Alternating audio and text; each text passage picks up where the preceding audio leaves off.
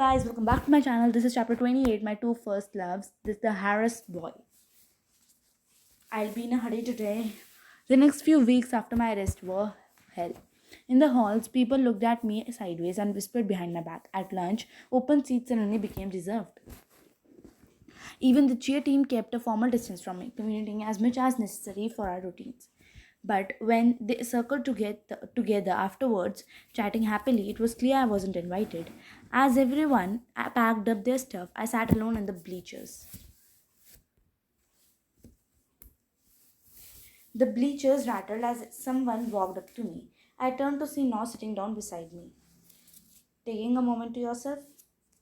It's not like I have much choice. Apparently, getting arrested really puts a damper on your social life. Yeah, you don't have to tell me twice. We looked out at cheerleaders and football players all talking and laughing together around the field. I feel like I messed up. Angry that I'm being judged. I didn't even do anything wrong. But everyone is acting like I'm some sort of leper. Hey, don't feel bad. People are always gonna talk. But that says more about them than it does to you. It will pass. Sorry, I know this must be nothing compared to what you have experienced. No, it's not a contest. It really sucks to feel like you have been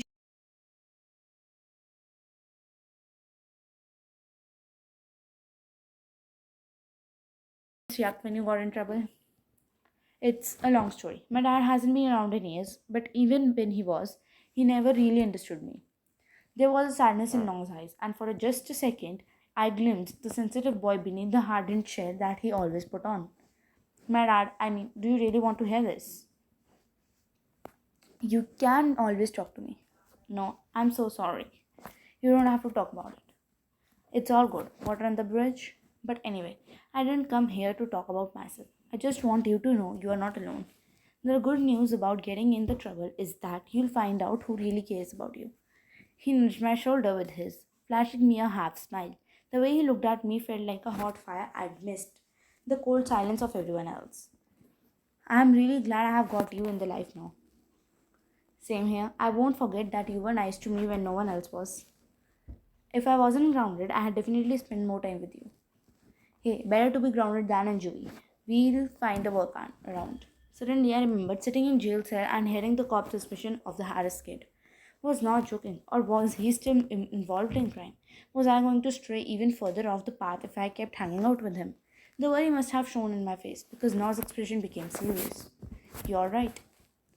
No, I need to ask you something. When I was in jail, I heard the police mention the name Harris in connection with some recent crimes. Don't tell me you're keeping tabs on me. No, I was worried about it. I need to know what I'm getting into. I know you. You're a good guy. I just wanted to make sure you're not in any trouble. Trust me, after everything I have been through, I'm sticking to the straight and narrow. I believe you. I guess they were talking about someone else. There was a long silence as Noah looked away. He licked his lips. After some hesitation,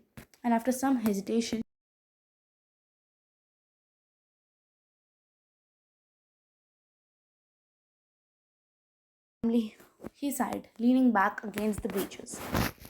It sounds like there's more to this story than you're saying. I don't want to get into it. My brother and I used to be so close, but he trailed off and shook his head. It's easy not to care too much. Whatever happened, it sounds tough. I can't imagine if something ever came between me and my sister. Though tough is not an understatement. There are times I wish we could just go back to how many things used to be. He scrolled through his phone and showed me a picture on the screen. That was us a few years ago. Life wasn't perfect, but we were happy, you know. I peered closer. There was a younger Noah, and next to him, an arm draped over his shoulders. Him? Wait. Elijah, he's your brother. You know Elijah? He's the one Mac was wrapped up with. He smashed that car and left us to take the blame. Typical Elijah. All charm and no responsibility. Noah looked angrier than I had ever seen him before. He clenched his fist.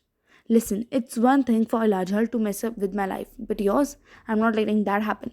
You tell me if he ever bothers you or your sister again. I don't want anything bad to happen to you. I will, and thanks. It's nice knowing someone is worried about me. His expression softened, and he gazed deep into my eyes. We were in sight of everyone on the field, but I didn't really care. I should lean onto him, brush my hands against his. I slid my hand over, brushing my fingertips across his knuckles. His mouth curled into a smile. He trailed a finger along my leg, and I blushed. No one could see what we were doing up there. It was exciting to have a secret. I really appreciate you looking out for me. It goes without saying, but if there's anything I can do for you, just let me know. Actually, there is something. His brow furrowed and his posture became stiffer. I'm still behind in history, and we have got a big midterm coming up. Let's do an emergency tutoring session. One class isn't the end of the world, right? The thing is, the coach talked to me today. If I don't pass this class, I could get kicked off the football team. And if that happens, there goes my only part to getting a sports scholarship.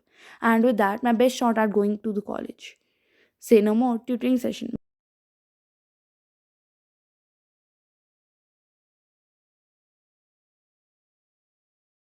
Academics. But even as I said it, I realized what I was really setting up. Time alone in my room with No. This was going to be interesting. Let's see what happens. And this is the end of chapter 28. Thank you all. Bye bye. See you tomorrow.